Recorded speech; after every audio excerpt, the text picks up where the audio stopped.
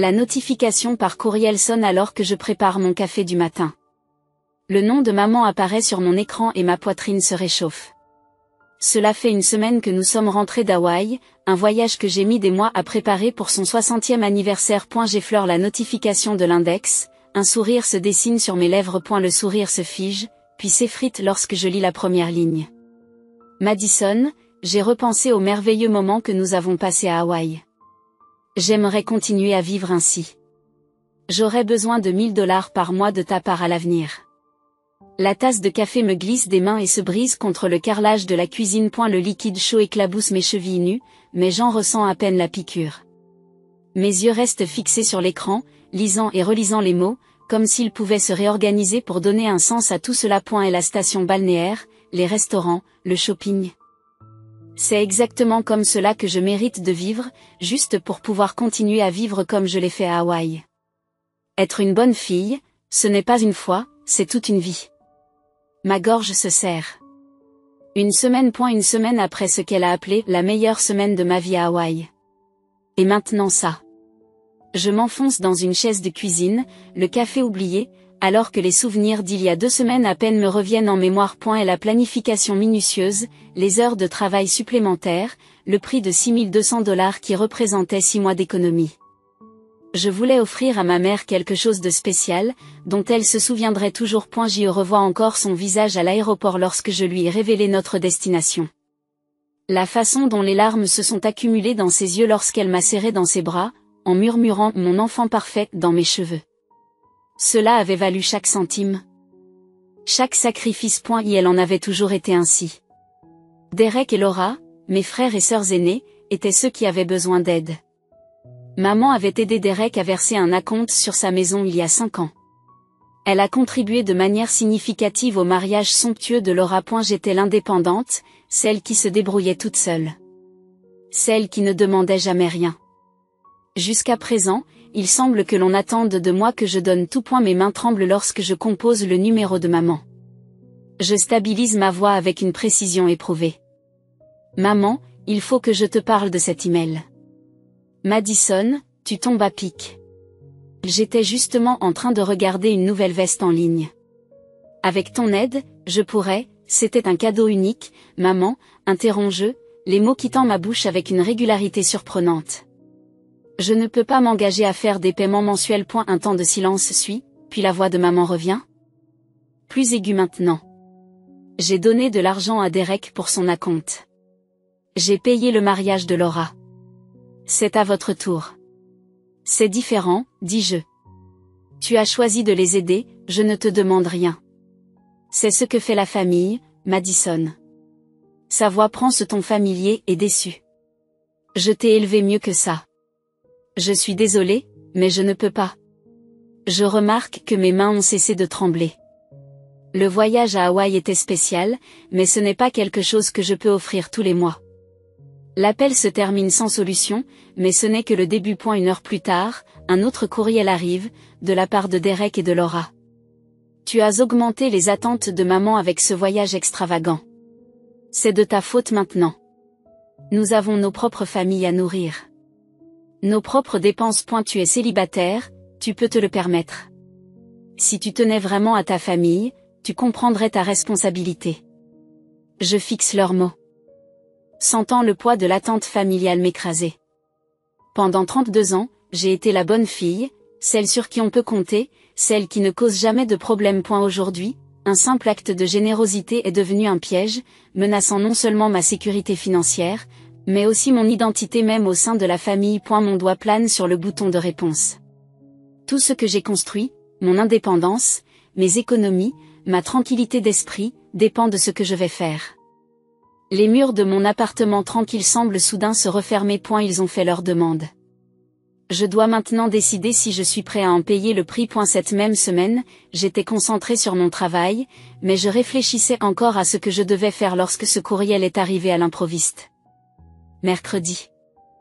La notification par courrier électronique retentit alors que je suis en train d'examiner des rapports trimestriels au travail. Le nom de maman apparaît et j'hésite à l'ouvrir. 3 jours se sont écoulés depuis notre appel téléphonique tendu au sujet de sa demande d'allocation mensuelle. Je touche la notification, m'attendant à recevoir des excuses. A eu lieu de cela, mon écran se remplit d'un itinéraire de croisière en couleur dans les Caraïbes, avec des forfaits d'excursion et des options de restauration haut de gamme. L'objet du message est le suivant: réservez une croisière de 5 jours dans les Caraïbes. Pouvez-vous la couvrir? Ma gorge se serre comme si quelqu'un était en train de resserrer une cravate. Le bureau autour de moi continue son agitation du mercredi matin, mais je ne peux me concentrer que sur le total de $2800 surligné en jaune au bas de l'itinéraire. Alors que je fixe le courriel, j'entends une voix. Madison, ça va? Ma collègue Jen passe à côté de moi. L'inquiétude se dessinant sur son visage. Je fais un signe de tête machinal et minimise l'email, ayant besoin de m'asseoir à mon bureau. Et la note jointe dit: j'ai déjà dit à tout le monde que tu m'invitais à poursuivre nos célébrations à Hawaï. J'ai hâte de vous parler des restaurants spécialisés que j'ai réservés. Il ne s'agit plus seulement de paiement mensuel. Il s'agit d'une obligation permanente assumée, d'un chèque en blanc tiré sur mon compte sans mon consentement. Mon téléphone bourdonne d'un message groupé de Derek. Appel vidéo familial dans le 15. Maman veut parler de sa croisière. 15 minutes plus tard, je me cache dans la salle de repos du bureau, l'ordinateur portable ouvert, tandis que 4 visages apparaissent à l'écran. Maman est assise au centre de l'écran dans son salon, flanquée de Derek et Laura de chaque côté. Mon visage occupe un petit carré dans le coin. La voilà, maman rayonne. Ma petite directrice de croisière. Je peux répondre, Laura intervient. La sympathie soigneusement calculée dans sa voix. Madison, nous sommes ravis que maman nous ait parlé de ton cadeau de croisière. C'est vraiment spécial que tu fasses ça après Hawaï. Je commence par dire que je ne l'ai pas fait, mais Derek parle au-dessus de moi. Maman le mérite après tout ce qu'elle a sacrifié pour nous, dit-il, son ton suggérant que je suis déjà d'accord. Tu lui es redevable, Maddy, nous le sommes tous, mais tu es la mieux placée pour lui témoigner ta reconnaissance. Laura acquiesce avec insistance.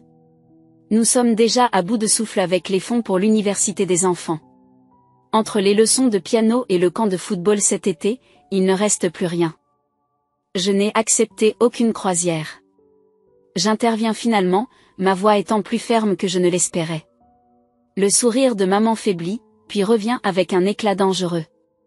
Mais ma chérie, j'ai déjà parlé de la croisière à mes amis. Nous prévoyons rencontrer le groupe de tante Diane à Nassau. Ne m'embarrasse pas maintenant. L'appel se termine 30 minutes plus tard sans que rien n'ait été résolu. Je retourne à mon bureau, les mains légèrement tremblantes, pour trouver Jen à proximité. Tout va bien avec ta situation familiale, me demande-t-elle avec désinvolture. Je n'ai pas pu m'empêcher de l'entendre. Un frisson me parcourt. Qu'est-ce qu'elle a entendu? Et surtout, à qui l'avait-elle dit? Ce soir-là, une notification Facebook m'attire sur la page de maman. Elle a posté nos photos d'Hawaï avec une légende qui me serre l'estomac. Certains enfants donnent une fois et disparaissent, d'autres restent loyaux. J'ai la chance d'avoir créé de si merveilleux souvenirs avec Madison. J'espère que nous ferons encore beaucoup de voyages ensemble. La section des commentaires se remplit d'émojis durs et de messages de soutien. Dont un de Laura. Maman mérite le monde après nous avoir élevés seuls. Je ferme l'application et consulte ma feuille de calcul bancaire à la place. Les chiffres ne mentent pas. Avec $1000 par mois, mon fonds d'urgence serait épuisé en 8 mois et toutes mes économies en 2 ans. Si l'on ajoute les croisières surprises, je serais endetté avant Noël. Mon téléphone sonne à nouveau, un message groupé de Derek et Laura. La famille, c'est se soutenir les uns les autres, écrit Derek. Si vous estimiez vraiment votre famille, vous comprendriez votre responsabilité, ajoute Laura. Maman vieillit. Ces expériences représentent tout pour elle. Je fixe leur message, une pression familière s'installant derrière mes yeux. Pour la première fois, je me demande si je n'ai pas mal compris ce que signifie la famille. Peut-être que c'est moi qui suis égoïste. Mon téléphone émet une nouvelle notification. C'est Rachel, ma colocataire de l'université, qui commente le post Facebook de maman. C'est un beau voyage. Mais n'oublie pas qu'un cadeau n'est pas un contrat. Ne laisse personne réécrire les termes de ta générosité, Madison. J'ai lu ces mots 3 fois, sentant quelque chose se détendre dans ma poitrine. Rachel voit ce que ma famille ne peut ou ne veut pas voir. En regardant l'itinéraire de la croisière de ma mère, je me pose des questions. Dois-je refuser clairement maintenant et résister à la tempête immédiate, ou dois-je temporiser et essayer de poser doucement des limites au fil du temps? La première option risque de provoquer une rupture familiale totale, tandis que la seconde pourrait m'enfermer dans des mois de manipulation. Que feriez-vous lorsqu'un cadeau généreux devient soudain une obligation sans fin? Mon doigt plane sur le bouton de réponse, l'avenir de mes relations familiales étant suspendu à ce que je vais faire. Une semaine passe très vite. Le mardi de la semaine suivante, pendant la pause déjeuner, la notification retentit alors que je suis en train de commander un repas dans ma sandwicherie préférée. Je l'ignore presque jusqu'à ce que je vois qu'il s'agit de tante Evelyne, la sœur aînée de maman qui me contacte rarement. Madison, tout va bien avec ta mère? Ces messages donnent l'impression que tu l'as abandonnée. Mon estomac se noue tandis que je tâtonne avec mon téléphone, manquant de le faire tomber en remontant la page des médias sociaux de ma mère. Il y a là une douzaine de photos d'Hawaï, chacune soigneusement légendée pour un maximum d'effet. Coucher de soleil à Maui avec ma fille. Vous avez de la chance si vos enfants vous traitent toujours de cette façon. J'aimerais avoir ce genre d'enfant. Vous vous souvenez quand ma fille m'a emmené faire du parachute ascensionnel? Maintenant, elle ne répond même plus à mes appels. Le marchand de sandwich prononce mon nom 2 fois avant que je ne l'entende. Je prends mon repas machinalement. Et je me trouve un coin de table où je peux réfléchir à ce qui se passe. 3 autres notifications apparaissent de la part de la famille élargie, oncle Roy, cousine Mélissa, et même la sœur de mon père à qui maman n'a pas parlé depuis des années. Pourquoi abandonnes-tu ta mère après tout ce qu'elle a fait pour toi? Je pose mon téléphone face contre terre, sandwich intact oublié. Un texto de ma collègue Janine arrive ensuite. Et, ta sœur Laura a parlé de la situation de ta mère au club de lecture hier soir. Pourquoi as-tu arrêté de payer? J'ai entendu dire que ta mère était vraiment bouleversée, ma poitrine se serre. Club de lecture? Laura ne lit même pas. Elle est venue spécialement pour raconter cette histoire. Ce soir-là, j'ai découvert que maman avait créé un tableau Pinterest de la retraite rêvée, me taguant dans des articles coûteux, des croisières en Méditerranée, des condos en bord de mer, des ensembles de bagages de marque. Chaque épingle est accompagnée de notes telles que Madison pourrait faire en sorte que cela se produise si elle le voulait, ou ce qu'une fille attentionnée donnerait. Dans les jours qui suivent, le sommeil devient un luxe que je ne peux plus m'offrir. Mon téléphone bourdonne en permanence, les membres de ma famille se manifestant, je commence à le consulter toutes les quelques minutes, en prévision de la prochaine attaque. À eu travail, j'ai commencé à fermer la porte de mon bureau, ce que je n'avais jamais fait auparavant. Lors d'un déjeuner d'équipe, mon téléphone s'allume avec la photo de contact de ma mère. Tout le monde autour de la table remarque mon sursaut. Vous devriez la prendre, dit mon patron. La famille, c'est important. Ce qu'elle ne voit pas, c'est le texte qui a précédé l'appel. Je viens de raconter à tout le monde à l'église comment tu m'as abandonné après Hawaï. Est-ce vraiment la réputation que tu veux? Le soir, je fais défiler ces posts sur les réseaux sociaux, découvrant des histoires d'enfance que j'avais partagées en privé et qui sont maintenant affichées publiquement avec des embellissements qui me font passer pour une fille ingrate. Dans un post, elle décrit comment je refuse de l'aider à payer ses factures médicales, alors qu'elle n'a jamais eu de frais médicaux importants. L'invasion est complète lorsque ma colocataire de l'université transmet un message de maman qui s'enquiert de mes habitudes de consommation et me demande si je ne cache pas de l'argent. Je démarre un document intitulé « Communication familiale », enregistrant méticuleusement des captures d'écran de chaque message, de chaque demande. À côté, je crée un plan de délimitation financière, une simple feuille de calcul indiquant exactement ce que je peux raisonnablement me permettre de donner, rien, et ce que je dois réellement, rien non plus. Le plan fournit une structure, mais ne fait rien pour le nœud dans mon estomac qui se resserre chaque fois que mon téléphone s'allume. Jeudi matin, j'arrive à mon bureau et je trouve un livre soigneusement placé au centre. Boundary, limite. Quand dire oui, comment dire non. À l'intérieur, une note manuscrite. Je suis passé par là. Appelez-moi si vous avez besoin de parler. Barbara, notre chef de bureau, a toujours semblé si calme. L'idée qu'elle puisse comprendre ce chaos me fait l'effet d'une poignée inattendue sur une falaise qui s'écroule. Avant que je puisse la remercier, mon interphone sonne. Madison, vous avez des visiteurs dans le hall. Maman et Laura se tiennent côte à côte près de la réception. Maman est en tenue d'église, Laura a l'air mal à l'aise pour un mercredi. Leur visage se transforme en sourire d'entraînement lorsqu'elle me voit. Surprise. Maman appelle trop fort. Nous pensions vous emmener déjeuner. Le trajet en ascenseur jusqu'au parking semble interminable. Une fois dans ma voiture, le sourire de maman disparaît. Pourquoi es-tu si égoïste? Après tout ce que j'ai fait pour toi? J'agrippe le volant, les jointures blanches. Cite-moi une seule chose que tu as faite pour moi qui n'était pas aussi pour toi-même. Les mots s'échappent avant que je puisse les arrêter, suspendus dans le silence soudain. Comment oses-tu, dit Laura. Maman a tout sacrifié pour nous. Mais quelque chose change dans l'expression de maman, une lueur de panique, rapidement masquée par l'indignation. Un souvenir refait surface avec une clarté saisissante. Moi, à 15 ans, serrant dans mes bras une lettre d'acceptation à un prestigieux programme estival de STEM, pleine de fierté jusqu'à ce que maman explique qu'elle avait déjà promis cet argent à la caisse de l'université de Laura. C'est l'aîné, avait-elle dit. Ses besoins passent en premier. Il y aura d'autres opportunités pour vous. Il n'y en a jamais eu. Tu as refusé de me laisser participer à ce programme STEM, dis-je, la voix plus ferme que je ne m'y attendais. Tu as pris l'argent que grand-mère avait laissé spécialement pour mes études et tu l'as donné à Laura. C'était différent, bégait maman. Les priorités de la famille. Je ne t'ai jamais rien demandé, interromps-je en me redressant. Ni pour l'université, ni pour mon appartement, ni pour ma voiture. Rien du tout. Pourquoi est-ce que je te dois quelque chose maintenant? Le silence s'étire entre nous.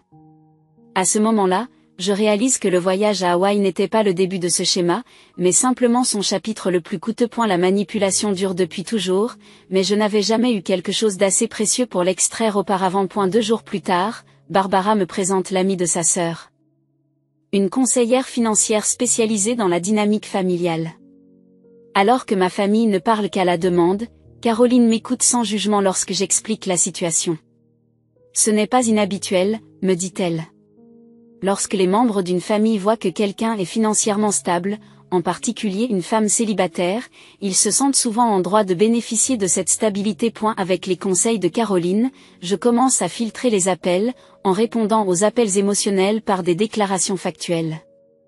Je comprends que vous soyez déçus, mais je ne peux pas vous apporter de soutien financier, devient mon mantra. Ce soir-là, dans mon appartement, je rédige un courriel établissant des limites financières claires, en vérifiant que chaque phrase ne comporte pas d'échappatoire que ma mère pourrait exploiter.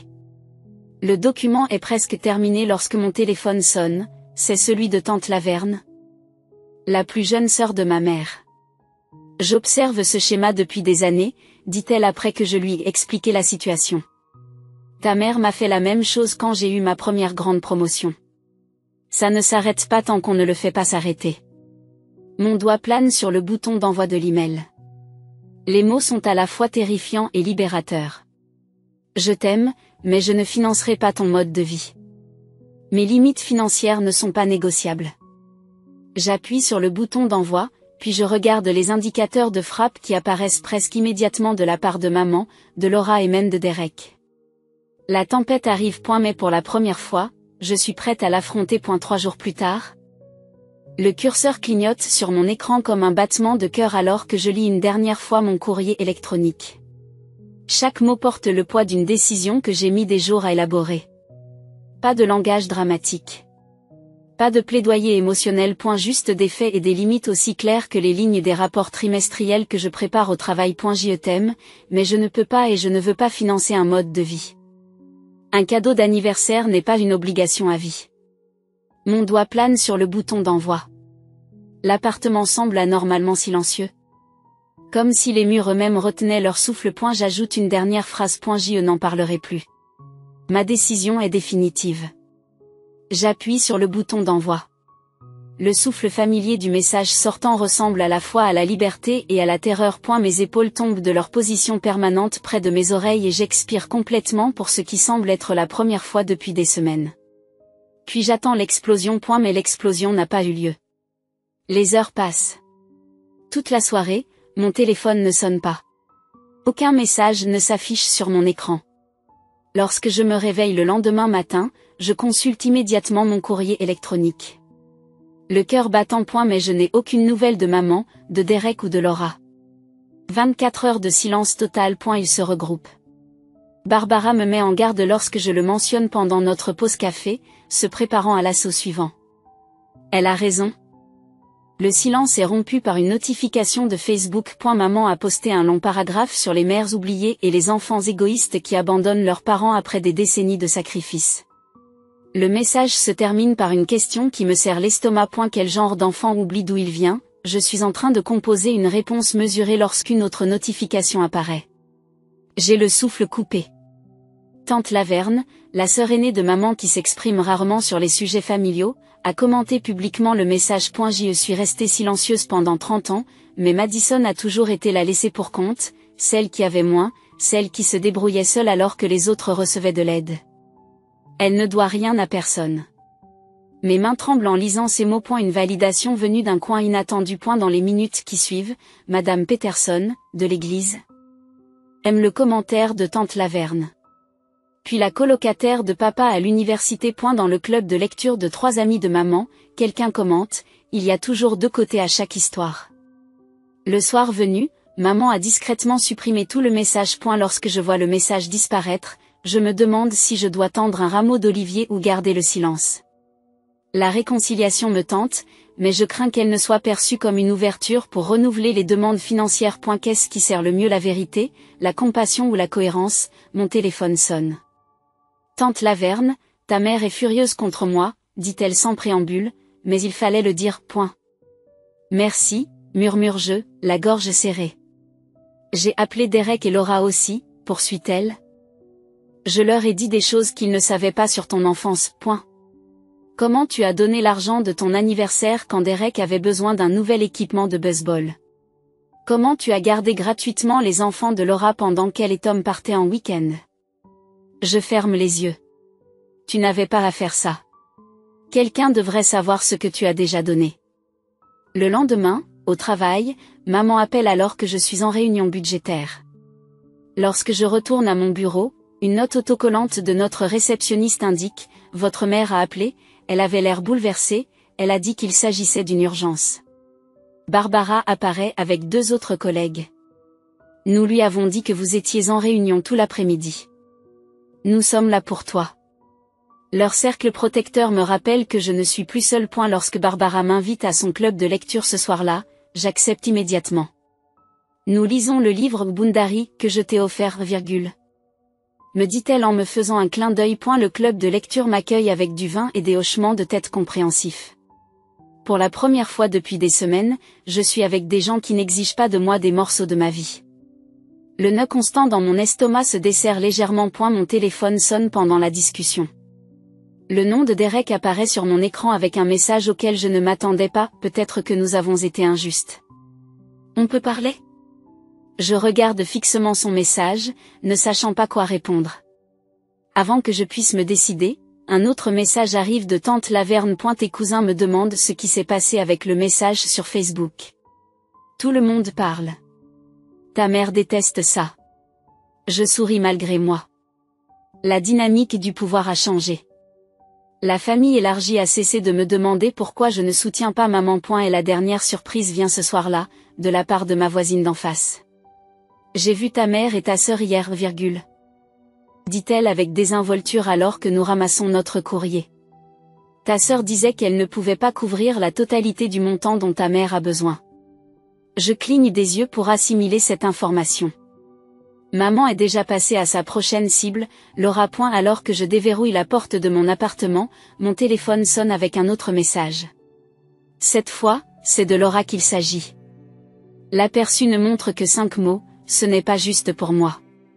Je remets mon téléphone dans ma poche sans ouvrir le message. Pour la première fois depuis Hawaï, je ressens quelque chose d'inattendu, de la culpabilité, pas de la colère, mais quelque chose qui pourrait, avec de l'entraînement, devenir de la paix. Une semaine plus tard, après les messages, la sonnette de la porte retentit juste au moment où je finis de placer une tasse de café sur mon sous-verre nouvellement acheté.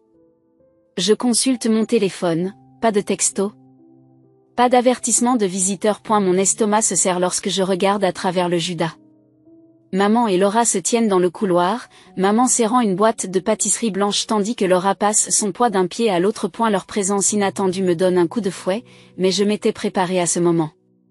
Quelle surprise!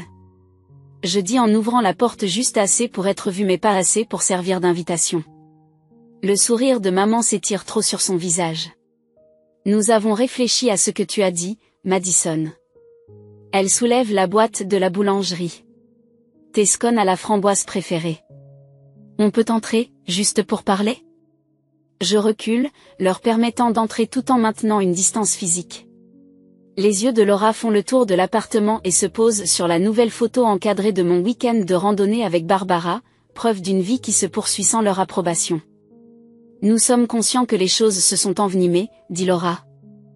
En modulant soigneusement sa voix pour exprimer une sympathie que je sais qu'elle n'éprouve pas, la famille ne devrait pas être divisée de la sorte. Maman acquiesce avec empressement. Nous avons trouvé un compromis. Si nous mettons tous la main à la pâte, tu pourras couvrir la moitié du montant mensuel, juste 500, et nous trouverons un moyen de gérer le reste. La voix d'Anne baisse. Derek y pense aussi, mais vous savez comment les gens parlent? Votre chef de bureau, Barbara? Sa sœur travaille avec Sheila de mon club de lecture. La rumeur circule sur les situations familiales. La menace implicite tombe avec précision, mais n'a pas l'impact qu'ils attendent. Mes mains restent stables et je fais un geste vers la table de la cuisine où se trouve mon ordinateur portable ouvert. Je n'ai pas chômé non plus, dis-je en prenant un dossier à côté de mon ordinateur. Les conseils financiers ont été instructifs. Tout comme la création d'un blog sur les manipulations financières familiales. La tasse de café de maman s'arrête à mi-chemin de ses lèvres. Un quoi? Je fais glisser des imprimés sur la table. Des captures d'écran des posts Facebook de ma mère sur les enfants ingrats, des copies de courriels réclamant de l'argent, des fiches de textos où mes refus étaient accueillis par des appels émotionnels de plus en plus forts. J'ai tout documenté. J'y dis, d'une voix plus calme que je ne le pense.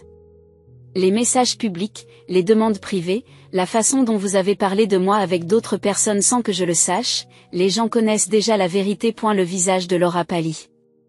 Tu ne peux pas juste, je n'ai plus besoin de votre approbation pour me protéger.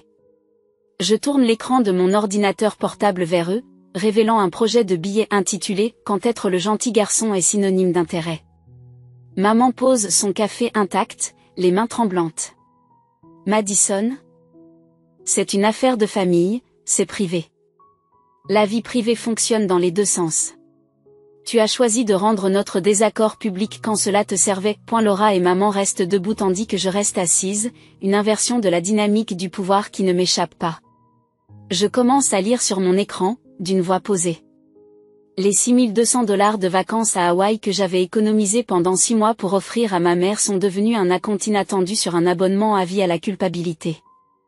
Une semaine après mon retour, j'ai reçu un courriel me demandant de verser $1000 par mois à partir de maintenant, puis de financer une croisière. Lorsque j'ai hésité, la mobilisation de la famille a commencé. Tu ne peux pas parler publiquement d'affaires familiales, interrompt maman, le visage rougeoyant. Je continue à lire sans reconnaître l'interruption, décrivant la campagne coordonnée de courriel des frères et sœurs. Les messages sur les médias sociaux conçus pour faire pression sur moi, l'invasion de mes relations de travail.